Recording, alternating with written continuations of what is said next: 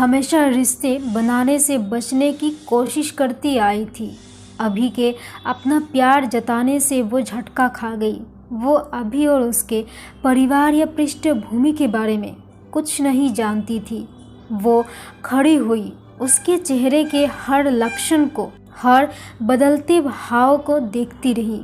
वो उन मौक़ों के बारे में सोचने लगी जब उसने उसे खुद को प्रशंसा और आवेग भरी नज़रों से देखते पकड़ा था। अचानक उसे पूर्वानुभव की भावना होने लगी और इस अनुभूति ने उसकी सांस रोक दी। जो व्यक्ति उसके सामने खड़ा उससे अपना प्यार जता रहा था, वो उसके सपनों में आने वाले व्यक्ति से बहुत मिलता जुलता लग रहा था। शायद इसीलिए वो भी पहले से अभी की तरफ आकर्षित थी, उसी के बारे में सोचा करती थी।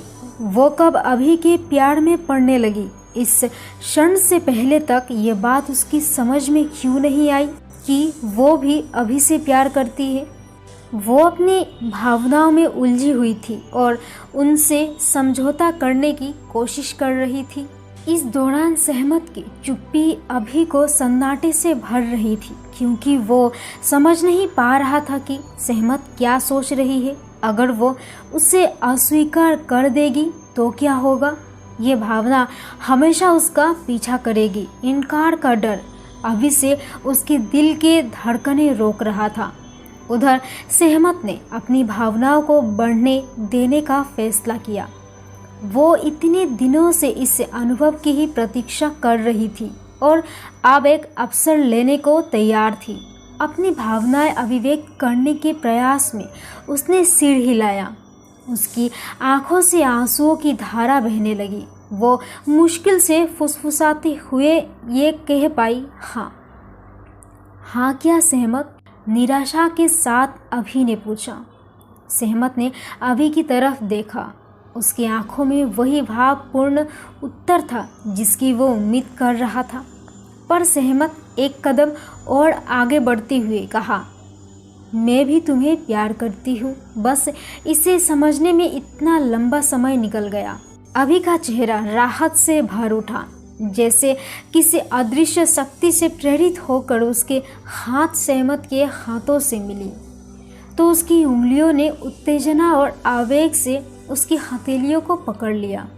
उनके बीच गर्मजोशी से बहती रही, पर दोनों प्रेमियों ने चुप रहे अपनी अभिव्यक्तियों को बोलने दिया।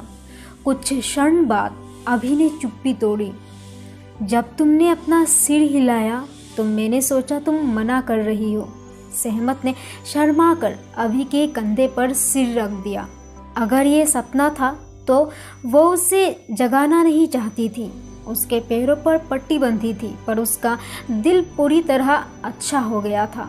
उनका वो पल मेज के आसपास से सहसा आने वाले शोर ने तोड़ दिया। देखने वालों ने शंका दूर हो जाने से राहत पाते हुए मेज थपथपाकर और हर्ष ध्वनि करके नए जोड़ों को बधाई दी, जिसने अभी उनके सामने समर्पण की कसम खाई थी। अभी ने सहमत के आंसू पोंछने में उसकी मदद की, जिसका चेहरा गुलाबी हो गया था।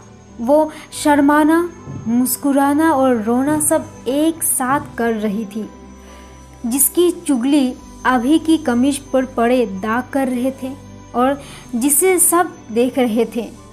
हमें यहाँ से चलना चाहिए, नहीं तो यहाँ हल्ला करने के लिए हम पर जुर्माना कर दिया जाएगा। अभी ने कसकर उसका हाथ पकड़ते हुए और उसे बाहर लाते हुए कहा। सुंदर, नाजुक सहमत और खूबसूरत हिफाजत करने वाले अभी की वो जोड़ी उल्लेखनीय लग रही थी। दोनों एक साथ अभी की कार की तरफ बढ़ गए। कार में बैठकर अभी सहमत की तरफ मुड़ा और बोला, मुझे उम्मीद है कि ये सपना नहीं है। मैं वादा करता हूँ सहमत कि मैं हमेशा तुमसे प्यार करूँगा। तुम्हें शायद लगे कि मैं ये ज़रा जल्दी कर रहा हूँ, पर मैं तभी से ऐसा महसूस कर रहा हूँ जब मैंने तुम्हें पहली बार देखा था। सहमत उसके शब्दों से द्रवित हो गई। वो इस वक्त के हर पल का आनंद लेना चाह रही थी और अनिश्चितताओं से चिंतित नहीं थी। उसे याद आ रहा था कि उसकी माँ ने एक बार कहा था, प्यार सिर्फ एक बार होता है और जब होता है तब तुम्हारा दिल तुम्हें बता देता है कि यही सच्चा प्यार है। जब ऐसा हो तो उसे होने देना। उसने अभी को अपने विचारों के बारे में बताया, जिसने जवाब में एक तिरछी सी मुस्कान बिखेर दी। वो अपने बाएं कद पर टिके उसके सिर की गरमाई का आनंद ले रहा था। घंटों निरुद्देश्य घूमने के बाद उसने गाड़ी उसके हॉस्टल की तरफ मोड़ ली। इससे पहले कि वार्डन तुम्हें हॉस्टल से निकाल दे, तुम्हें वहां पहुंचा देता हूं, उसने हंसते हुए मजाक किया। ये 2 दिन मेरी जिंदगी के सबसे खूबसूरत दिन थे अभी, और इसका श्रेय मैं तुम्हें देती हूँ। एक तो मुझे नाचने का मौका मिला और अब तुम्हारा प्यार। सहमत ने एक ठंडी सांस लेते हुए कहा। अब चूंकि राजकुमारी ने एक दिन में काफ़ी उत्तेजना सह ली, इसीलिए उसका रथ उसे उसके महल में छोड़ देगा, जिससे वो आराम कर ले और सुबह ताजगी के साथ उठे। अभी ने मुस्कुराते हुए कहा और गाड़ी रोक दी। उसने प्यार से उतरकर कार का दरवाज़ा खोला। सहमत बाहर आई और हॉस्टल के दरवाजे की तरफ जाने लगी। विदा होने से पहले जब वो हाथ हिलाने के लिए मुड़ी तो उसने अभी के चेहरे पर उदासी की झलक देखी। वो दौड़कर वापस लौटी उसका मूड ठीक करने के लिए। उसने उसका गाल छुआ और बोली, हम रोजाना मिलेंगे, क्या पता इतनी बार मुझसे मिलकर तुम बोर हो जाओ। आह, राजकुमारी में हास्य बोध है। अभी जिंदादिली के साथ बोला, देखो मैंने धरती की सबसे अद्भुत युवती को चुना है, पर अभी के लिए तुम अपने महल में जाओ, वरना सौतेली माँ तुम्हें अपने राज्य से निकलवा देगी। खुलकर मुस्कुराते हुई सहमत अपने कमरे की तरफ दौड़ गई। मिताली 2 तकियों का सहारा लगाकर कोई किताब पढ़ रही थी। जैसे ही उसने सहमत को देखा तो किताब नीचे कर ली और शैतानी से आंख मारी। तुम्हें नहीं लगता सहमत कि धन्यवाद कुछ ज़्यादा ही लंबा हो गया? उसने उसे छेड़ते हुए कहा। सहमत के लाइब्रेरी में अभी से मिलने की बात जंगल की आग की तरह फैल चुकी थी, पर मिताली जानती थी कि उसे खुद सहमत से पूरी कहानी विस्तार से सुनने को मिलेगी। सहमत मिताली के पास गई और उससे लिपट गई। तुम कल्पना भी नहीं कर सकती कि क्या हुआ मिताली। मैं धन्यवाद देने गई थी और जानती हूँ इस वक्त तुम्हारी प्रेम कहानी एक गर्मागर्म विषय है, पर मैं आधी अधूरी बात सुनकर तुम्हें जाने नहीं दूंगी। मेरे तुम्हें छोड़कर आने के बाद से लेकर अब तक की पूरी कहानी सुननी है। जब तुम नाचती हुई इस कमरे में आई थी, रात के खाने में अभी आधा घंटा बाकी है, तो तुम पहले नहा धोकर कपड़े क्यों नहीं बदल लेती? मिताली ने सहमत के पैर की तरफ देखा। हल्की सूजन के अलावा सब ठीक था। सहमत ने निष्ठापूर्वक उसकी बात मान ली। बदलने के लिए साफ कपड़े लेकर वो स्नान करने गुसलखाने में घुस गई और 10 मिनट में ताज़ा दम होकर लौट आई। उसके पैर में टिस उठ रही थी, पर उसका दिल इतना खुश था कि दर्द की चिंता नहीं कर रहा था। जितनी देर में मिताली नहाकर आई, थकी हुई सहमत बिस्तर पर लेट गई और आंखें बंद करके दिन भर की घटनाओं के बारे में सोचने लगी। जब तक मिताली नहाकर बाहर आई, सहमत गहरी नींद में डूब चुकी थी। मिताली ने उसे देखा।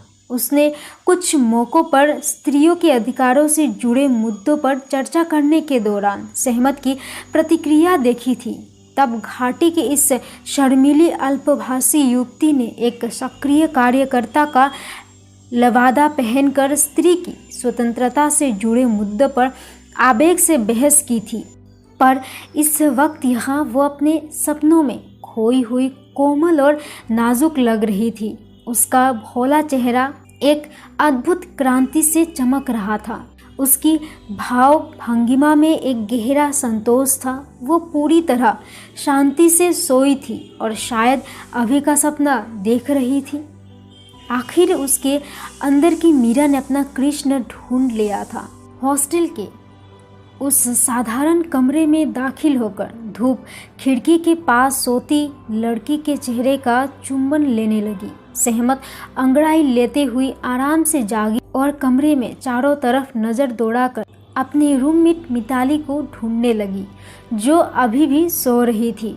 उसने पैरों में स्लीपर पहने और कॉलेज के मेस में जाकर सुबह की चाय पीने का निश्चय किया। नीचे जाने पर पता चला कि रसोइया अभी आया नहीं था। सहमत ने सोचा, इतनी अच्छी सुबह है, हॉस्टल के ग्राउंड में घूम लिया जाए। हवा में ताजगी थी। खाने की तलाश में चिड़िया उड़ रही थी। एक कबूतर उसके सामने फुदक रहा था। उसका सारा ध्यान जमी पर पड़ी किसी चीज़ पर लगा हुआ था। आसपास की मखमली हरियाली से प्रभावित होकर वो घास के गलीचे पर अपने गर्दन फुलाए गोल गोल ऐसे घूम रहा था मानो अपना इलाका चिन्हित कर रहा हो। उससे इशारा पाकर और कबूतर भी आ गए। वे उसकी सत्ता को चुनौती देते हुए एक दूसरे को चोंच मार मार कर लड़ने लगे। सहमत सीढ़ियों पर बैठकर प्रकृति का सुंदर रूप निहारने लगी। उसके चेहरे पर मुस्कान आई और फिर वो खिलखिला उठी। इसकी वजह कबूतरों का नाचना नहीं था, बल्कि वो याद थी कि कल कैसे अभी ने लाइब्रेरी में उसके सामने अपना प्यार को बुला था, जो वो नहीं देख सकी।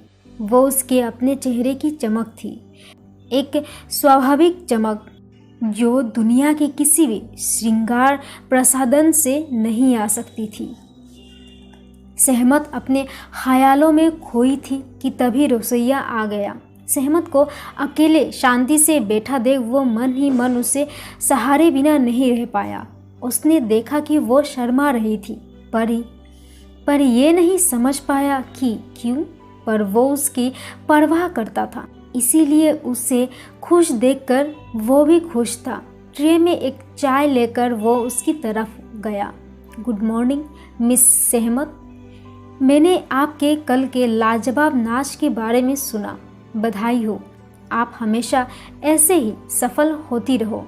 सहमत ने बुजुर्ग रसोइये को देखा और मुस्कुरा दी। धन्यवाद धीरज बाबा, आप बड़े अच्छे हैं। भगवान की कृपा से सब अच्छा हो गया। आपकी दुआओं ने ज़रूर मदद की होगी। उसकी विनम्रता से रसोइया भावुक हो गया।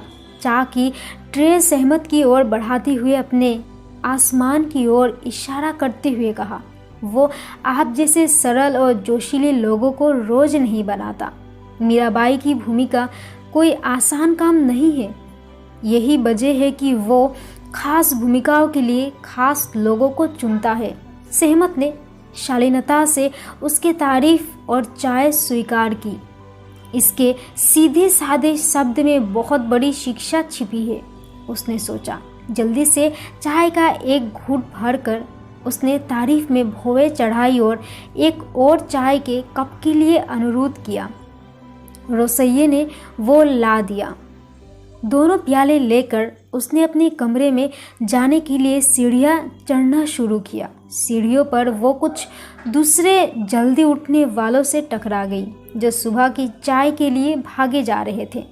द्वितीय वर्षा की छात्रा अंजलि ने जहां उसे बधाई दी, वहीं उसके सहपाठी हेलेन ने अपनी बात कुछ व्यंग्य से कही। तुम खुशकिस्मत लगती हो, जो कि एक ही दिन में 2 ट्रॉफी जीत ली। जवाब में सिर्फ मुस्कुराकर सहमत सीढ़ियाँ चढ़ती चली गई। उसने अपने कमरे का दरवाज़ा खोला तो देखा मिताली तब भी सो रही थी। प्रतियोगिता के समय मिताली ने जो श्रद्धावना दिखाई थी, उसने दोनों के बीच अविश्वास की धारा पाट दी थी और दोनों नर्तकियों के बीच अभूतपूर्व निकटता ला दी थी।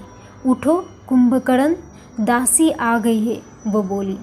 जवाब ना मिलने पर वो बोलती गई, क्या तुम कल के बारे में कुछ भी जानना नहीं चाहती? ऑफर 10 मिनट में ख़त्म हो रही है। तुम कितनी भी खुशामद करो, मैं तुम्हें नहीं बताऊंगी। मिताली ऐसे झटके से बिस्तर से उठ गई जैसे उसे बिजली का झटका लगा हो। लगभग एक साथ उबासी लेते हुए मुस्कुराते हुए उसने चाय का प्याला थाम लिया। उसकी आंखों के शैतानी साफ बता रही थी कि वो जाग चुकी है और बातें सुनने के लिए तैयार है। अगर प्यार की वजह से तुम हर सुबह मुझे ऐसे ही चाय ला दिया करो तो मैं प्रार्थना करूंगी कि तुम्हारा प्यार कभी ना टूटे।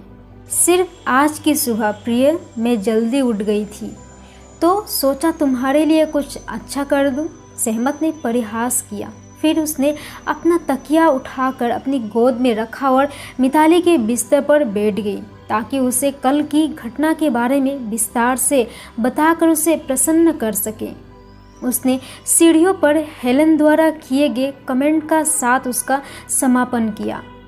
मिताली ने मनोहर ढंग से हाथ हिलाकर हेलन के कमेंट खारिज कर दिया। वो अच्छी तरह जानती थी कि सहमत अपने लिए खड़े होने की ताकत रखती थी। इन लड़कियों के इस चालू होने का कारण है तुम दोनों बहुत मोहक जीव हो। अभी जब से कॉलेज आया है तभी से इन सबके दिलों की धड़कन बना हुआ है। फिर तुम आई और हम सब ने सोचना शुरू किया कि कब तुम दोनों का आमना सामना होगा। सबको पता था कि अभी तुमसे प्यार करने लगा है, पर हमें तुम्हारी भावनाओं का पता नहीं था। दोनों लड़कियां 1 घंटे तक बातें करती रही, फिर दिन की तैयारियों में लग गई। सहमत धीरे धीरे सावधानी से तैयार हुई, जैसे ये कॉलेज में उसका पहला दिन हो। उसके अंदर की स्त्री ने दायित्व लेना शुरू कर दिया था। लंबी गलियारों में उन दोनों को अच्छी बुरी दोनों तरह की नज़रें देख रही थी। हतप्रभा कर देने वाली वे लड़कियां इठलाती हुई क्लास की तरफ बढ़ गई। आए हुए कुछ छात्रों में सहमत अभी को ढूंढ रही थी। सहमत की आंखें उसे पीछे वाली बेंच पर तलाश रही थी क्योंकि वो हमेशा वहीं बैठा करता था। मिताली ने जल्दी ही उसकी निराशा को भांप लिया।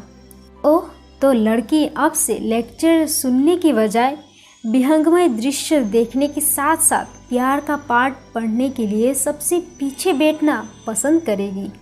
सहमत ने जवाब नहीं दिया, सिर्फ एक दुर्बल मुस्कान दी। उसकी कोहनी पकड़कर मिताली क्लास की सीढ़ियाँ चढ़ी और आखिरी बेंच की तरफ बढ़ गई। छात्रों के आने के साथ कमरा भरने लगा। इन दोनों ने पीछे से 5वीं बेंच ली। मिताली ने उसके निराशा चेहरे को देखकर कहा, वो आएगा। आदमियों को तैयार होने में ज़्यादा देर लगती है, आखिर ये उसका भी तो पहला दिन है। शेक्सपियर पर पहला लेक्चर ख़त्म नहीं हो रहा था, हालांकि सहमत का प्रिय विषय था। प्रोफेसर मंच पर ऊपर से नीचे तक चलते हुए रोमियो के जूलियट के प्रति अमर प्रेम का विवरण दे रहे थे। वो उस दृश्य का ब्यौरा दे रहे थे जब जूलियट बालकनी पर आई थी और रोमियो ने उसे देखा था। दाओ, रोमियो का संवाद बोलना शुरू किया। वे उसमें इतना डूब गए थे कि जब उन्होंने नाटकीय ढंग से हाथ ऊपर उठाया तभी सभी छात्र हंसने लगे, पर सहमत का ध्यान वहाँ नहीं था। वो अपनी बाहों पर अपना सिर टिकाए अपनी रोमियो के आने का इंतज़ार कर रही थी। उसकी आंखें बंद थी और वो क्लास में होने वाले हास्यपूर्ण मेलोड्रामा से पूरी तरह बेखबर थी। दाओ, उसने फिर सुना, पर इस बार आवाज़ उससे परिचित लगी। उसने अपनी आंखें खोली और निरुत्साह ढंग से देखने के लिए मुड़ी तो उसने देखा अभी उसके पीछे बैठा पूरा मुंह खोलकर हंस रहा था। दाऊ, वो फिर फुसफुसाया और उसकी तरफ आंख मारी। सहमत शर्मा कर गुलाबी हो गई और उसने अपना मुंह प्रोफेसर की तरफ घुमा लिया। लगभग तभी घंटा बजा, जो इस बात का संकेत था कि लेक्चर ख़त्म हो गया है। मिनटों में कमरा खाली हो गया, सिवाय उन तीनों के जो एक साथ सिर जोड़े बैठे थे, जैसे किसी गंभीर मसले पर बात कर रहे हो। मिताली बीच में बैठी थी, जैसे वो उनकी नेता हो और अभी को उपदेश दे रही थी। अब से मिस रोमियो, एक साधारण दाव से काम नहीं चलेगा। मैं उम्मीद करती हूँ कि तुम सहमत को हॉस्टल से कॉलेज तक रोज़ाना अपनी कार में लाया करोगे और हर रोज़ पूरा दिन उसी के साथ बिताओगे। हालांकि मैं ईमानदारी से सोचती हूँ कि अगर तुम दोनों कुछ क्लासेस में नहीं भी जाओगे तो क्या हो जाएगा? आसमान तो बेशक नीचे नहीं गिरेगा या गिर जाएगा। जवाब में अभी मुस्कुराया। मिस मिताली, हमें मिलवाने के लिए धन्यवाद। मैं सिर्फ इतना कह सकता हूँ कि मैं आपका बहुत ऋणी हूँ। मिताली से बात करते समय अभी के स्वर में जो कृतज्ञता थी उसे देखकर सहमत ने खुद से कहा, यह अलग है। उसने पल भर के लिए आंखें बंद की और भगवान से छोटी सी विनती करके उसे धन्यवाद दिया। मिताली ने चुप्पी तोड़ते हुए कहा, मुझे निश्चित रूप से खुशी हुई। तुम दोनों सुंदर व्यक्ति एक दूसरे के काबिल हो। ये तो एक दिन होना ही था। क्या अब तुम दोनों यहाँ से फुटोगे? तीनों साथ साथ कमरे से निकले, कार पार्किंग से फिर से जुड़ा होने के लिए। मिताली ने उन्हें गुड बाय कहा और खड़ी खड़ी अभी की कार को लंबा रास्ता पार कर कॉलेज के फटाक से बाहर निकलते देखती रही। अभी की बगल में बैठी सहमत उसके पास खिसक आई थी। दोनों की जोड़ी निश्चित रूप से अटूट लग रही थी। हर गुजरते दिन के साथ उनका प्यार बढ़ता गया। क्लास के अलावा दोनों में से किसी का अकेले दिखना दुर्लभ था, बल्कि क्लास में भी सहमत का पढ़ाई में ध्यान लगाना मुश्किल होता जा रहा था। अभी ने अपना बैक बेंचर का स्टेटस बनाए रखा, पर सहमत पर लिखी उसकी कविताओं का विशाल संग्रह सूखने लगा। उनके बजाय अब वो आवेगपूर्व उसकी प्रशंसा करता रहता और कभी कभी पर्चियाँ देता, जिनमें उसके कपड़ों, बालों और मिलने की योजना के बारे में लिखा होता। हर पर्ची पर एक दो शेर लिखे होते और अक्सर उसके शब्द का चुनाव सहमत को मुग्ध कर देता। वो इन्हें समर्पित भाव से कीमती सामान की तरह संभाल कर रखती जाती और दिन के अंत में उन्हें सफाई से एक स्क्रैप बुक में चिपका देती। जल्द ही वे पर्चियाँ उसका समय बिताने का पसंदीदा साधन बन गई और जब भी वो अकेली होती तभी उन्हें पढ़ने लगती। वार्षिक परीक्षा के बुखार ने पूरे कॉलेज को अपनी गिरफ्त में ले लिया, पर वे तब भी नियमित रूप से मिलते रहे। अभी ने वादा किया था कि वो उसके नोट्स ध्यान से पढ़ेगा, पर उसके लिए ध्यान लगाना मुश्किल हो रहा था। मन की गहराइयों में कहीं उसने आने वाले गर्मी की छुट्टियों की चिंता सता रही थी, जो उसकी प्रिया को उससे दूर ले जाने वाली थी। शायद उसे अपने दोनों के जीवन में आने वाले तूफान का पूर्वाभास हो रहा था। इम्तिहान की आखिरी दिन सहमत हॉल से निकली ही थी कि एक अपरिचित आदमी उसके पास आया। उसने अपना परिचय देकर उसे एक सीलबंद लिफाफा पकड़ा दिया। सहमत ने इसे भी अभी का एक मजाक समझकर लिफाफे को ध्यान से देखा और बिल्कुल नीचे भेजने वाले का नाम लिखा देखा। वो ताज्जुब में पड़ गई और जल्दी से लिफाफा खोल के उसके भीतर रखी एक छोटी सी पर्ची पढ़ने लगी। मीन ने उससे हवाई जहाज़ से श्रीनगर लौटने का अनुरोध किया था। लिफाफे में अगले दिन की उड़ान का एक हवाई टिकट भी रखा था। सहमत को सहज ज्ञान से पता चल गया कि घर पर सब कुछ ठीक नहीं है। थोड़ी देर बाद वो प्रिंसिपल के कमरे में बैठी हुई फ़ोन पर माँ से बात कर रही थी। अभी खुद को जानबूझकर शांत दिखाते हुए उसके पास बैठा था। तेज ने बेटी के डर को दूर करने की बहुत कोशिश की। ये जताना चाहा कि सब ठीक है, पर असफल रही। अभी भी उसके चेहरे पर खुशी नहीं ला सका। उन्होंने चुपचाप खाना खाया, जिसके बाद अभी उसे हॉस्टल छोड़ गया। कुछ घंटे बाद ही वापस लौट आया, उसे हवाई अड्डे ले जाने के लिए। सहमत एक तरह के अपराध बोध से ग्रसित हो रही थी। उसने वाकई पिछले कुछ हफ्तों से माता पिता के बारे में कुछ नहीं सोचा। उसे लगा कहीं प्यार में डूबे होने की वजह से असामान्य रूप से स्वार्थी तो नहीं हो गई थी। डर और ग्लानि की भावना उसे खाए जा रही थी। अभी धीरज रखे था, पर चिंतित भी था।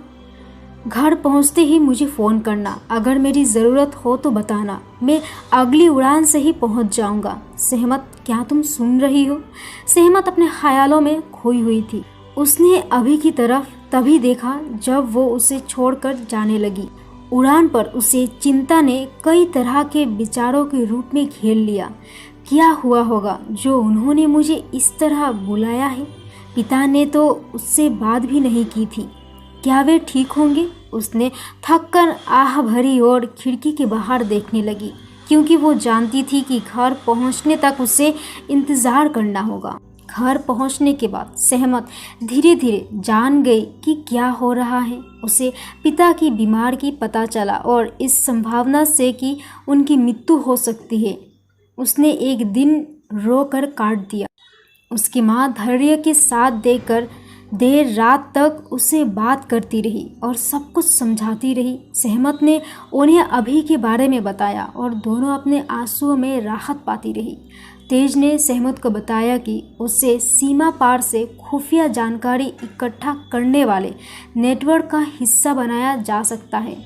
भले ही वो इस बारे में बात करने से डर रही थी, पर उसने विस्तार से बताया कि ये कैसे हो सकता है। अभी को छोड़ना एक छोटा बलिदान है, उसने कहा।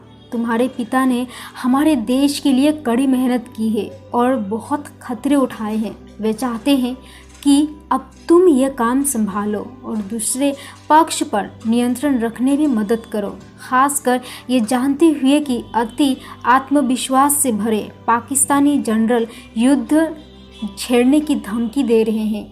इसके अलावा सईद परिवार को हम कई दशकों से जानते हैं। इकबाल एक अच्छा, सुशील और शिक्षित लड़का है। तुम बहुत खुश और सुरक्षित रहोगी, उसने कहा। सहमत को पाकिस्तानी ब्रिगेडियर शेर सैयद की बेटे से शादी करनी थी। ये शादी एक बड़ा साहसी कदम था, भारत के खिलाफ की जा रही कार्रवाई को समझने के लिए। तेज दिल की गहराइयों में अपनी बेटी के लिए दर्द महसूस कर रही थी। उसने अपनी बेटी के इस तरह के विवाह की कल्पना भी नहीं की थी। वो जानती थी कि सहमत उसकी आज्ञा का पालन करेगी और वही करेगी जो उसे कहा जाएगा, पर वो अपनी इकलौती बेटी को दुश्मन के कैंप में भेजने के परिणाम भी जानती थी। सहमत को अपने पिता और अभी दोनों को खो देने का सदमा असहनीय लगा। अपने कमरे के एकांत में रोते हुए उसने भगवान से इसकी कैफियत मांगी। अगर ये कोई इम्तिहान था तो वो अपने परिवार और अभी से दूर जाने के बजाय इसमें फेल होना पसंद करेगी, उसने भगवान से कहा। गुस्से और निराशा के बीच झूलती वो जवाब चाहती थी जो कोई नहीं दे सकता था। अंधेरी रात उसकी मन स्थिति को प्रतिबिंबित कर रही थी, जिसमें चारों तरफ फैले सन्नाटे में दुर्भाग्य गूंज रहा था। ये आने वाली स्थितियों का सुकून है, सहमत ने सोचा। उसके विचार अभी की तरफ दौड़े जो उसका इंतज़ार कर रहा था। उसे अपनी किस्मत पर गुस्सा आ रहा था। वह अपने पिता को नीचा नहीं दिखा सकती, पर वो अभी का साथ भी चाहती थी और बीच का कोई रास्ता नहीं था। अगले दिन हिदायत खान ने पढ़ने वाले कमरे में अपनी बेटी के साथ लंबी बातचीत की, अपने देश प्रेम के बारे में खुलकर बताया और ये भी कि किस तरह उसने नेटवर्क बनाया था जिसे अब किसी और को संभालना पड़ेगा। उसने समझाया कि किस तरह वो उसके अलावा किसी और पर भरोसा नहीं कर सकता। सहमत अपने पिता के चेहरे पर आते जाते भावों को देख रही। वे जिस दर्द से गुजर रहे थे वह उसे पूरी तरह महसूस कर पा रही थी, और ये भी कि जो काम वे उसे सौंप रहे थे वो कितना गंभीर था। वो उन्हें नीचा कैसे दिखा सकती है? वो इस काम से पलायन कैसे जा सकती है? वो अगर मूल नियमों की अवज्ञा करेगी तो पूरी कार्रवाई खतरे में पड़ सकती है। उसके परिवार की इज्जत दांव पर लगी थी। उसे सबसे बड़ा बलिदान देना होगा और अपने सच्चे प्यार की यादों को वक्त की रेत के नीचे दफनाना होगा। उसे ऐसा ही करना होगा और बहुत जल्द फैसला लेना होगा। सहमत पूरे दिन अपने फैसले के बारे में सोचती रही। उसके माता पिता ने ना तो उसे परेशान किया, ना ही उसे प्रभावित करने की कोशिश की, पर उनकी आंखों में आशा थी। वो रात को भी बेचैन रही। अगली सुबह वो माता पिता को अपने फैसला सुनाने के लिए नीचे उतरी, पर बजाय अपने कामों में लगे रहने वाले घर के नौकर उसके बैठक खाने में पड़ोसियों और पारिवारिक दोस्तों का जमवाड़ा दिखा। पल भर को वो कुछ भी समझ नहीं पाई। फिर डूबते दिल के साथ माता पिता की कमरे की तरफ भागी। वहाँ उसने देखा कि तेज हिदायत की तरफ मुँह किए घुटनों के बल बैठी धीमी आवाज़ में रो रही थी। हिदायत ने बिस्तर पर रोज की तरह आंखें बंद किए लेटा था। कुछ बुरा होने की डर से सहमत जल्दी से पिता की तरफ गई। बेटी क्या सोच रही है, इसका अंदाज़ा लगाकर तेज ने सिर हिलाया। सुबह उनकी तबीयत कुछ बिगड़ जाने की वजह से डॉक्टर को बुलाया था। उसने कुछ सुइयां लगा दी है और आराम करने को कहा। वो फुसफुसाई। सहमत आज कुछ बदली हुई थी। इस युवती के चेहरे पर आंसुओं का कोई निशान नहीं थे। हालांकि उसके जीवन में इतना कठोर मोड़ आ गया था और उसे प्रतिक्रिया देने या उससे उभरने का मौका तक नहीं मिला था। बाद में सहमत ने अपना फैसला सुना दिया। जैसा अपेक्षा थी वो वैसा ही करेगी। 3 महीने बाद शादी कर लेगी। पर दिल्ली का एक चक्कर लगाने के बाद उसके माता पिता ने राहत की सांस ली, पर उन्हें उसकी फिक्र भी हो रही थी। उन्होंने एक आखिरी बार फिर उसे दिल्ली जाने दिया। सहमत सबसे पहले अपने आत्मिक साथी से मिली। जब उसने अपनी किस्मत की रूपरेखा बताई तो वो सदमे और घबराहट से हक्का बक्का होकर सुनता रहा। मीर की सख्त हिदायत के बावजूद उसने अभी पर पूरा भरोसा होने के कारण उसे बता दिया कि किन वजहों से और रहस्यों के कारण वो योजना अनुसार पाकिस्तान कैप्टन से शादी करने वाली है। मेरे पिता ने खुद को देश पर कुर्बान कर दिया है अभी, और मैं अपने पिता को उनके जीवन के इस आखिरी दौर में कम से कम शांति तो दे ही सकती हूँ। इसके अलावा अपनी मातृभूमि की सेवा कर सकना इज्जत की बात है। उसने अपने फैसले के बारे में सुनाते हुए कहा। अभी मानने को तैयार नहीं था। उसे सिर्फ यही बुरा नहीं लग रहा था कि वो उसे एक दूसरे आदमी के लिए खो देगा, बल्कि वो उसकी व्यक्तिगत सुरक्षा गंभीर खतरे को देख पा रहा था। तुम समझ भी रही हो कि तुम ऐसे खतरनाक काम के लिए नहीं बनी हो। क्या तुम थोड़ा भी जानती हो कि गुप्तचर अगर पकड़ा जाए तो उसके साथ क्या क्या किया जाता है? सहमत ने जवाब नहीं दिया। वो देख रही थी कि उसकी आंखों में कितना असहनीय दर्द है। उसने दूसरे आदमी से रिश्ता जोड़ने का फैसला कर लिया था, इसीलिए अभी से रिश्ता तोड़ने की मर्यादा से बंधी थी। पर उसका दिल नहीं मान रहा था, बल्कि वो विद्रोह कर रहा था और सहमत पर अभी की आत्मा से एकाकार होने का दबाव डाल रहा था। सहमत ने अपने जीवन में दूसरी बार खुद को भावनाओं में बह जाने दिया। अभी के पास खिसकते हुए वो फुसफुसाई, मुझे अपनी बाहों में ले लो, कौन जाने कल क्या होगा। मैं तुम्हारे प्यार की याद के सहारे अपनी बाकी जिंदगी काट लूँगी। एक दूसरे से चिपटे हुए उनके चेहरों पर आंसू की धाराएं बह रही थी। अभी को सांस लेना मुश्किल लग रहा था। वो सहमत के बिना अपने जीवन की कल्पना भी नहीं कर सकता था। उसकी खनकती हंसी, उसकी मुस्कान और उसकी प्यारी सुगंध उसके रोम रोम में बसी हुई थी। पर अब उसे जाने देना होगा। उसने सहमत की आंखों में देखते हुए कहा, मैंने तुमसे प्यार किया है शहजादी, और हमेशा करता रहूँगा। याद रखना, मैं यहाँ हूँ तुम्हारे लिए। तुम्हें सिर्फ मुझे पुकारने की ज़रूरत होगी। फिर कुछ भी हो जाए मैं खड़ा मिलूँगा। सहमत ने रोते हुए सिर हिलाया। उसे डर था कि अगर एक पल और वो रही तो कमज़ोर पड़ जाएगी। इसीलिए उसने धीरे से खुद को अलग किया, अपने आंसू पोंछे और उसके जीवन से दूर चल दी, और अपने जीवन से भी।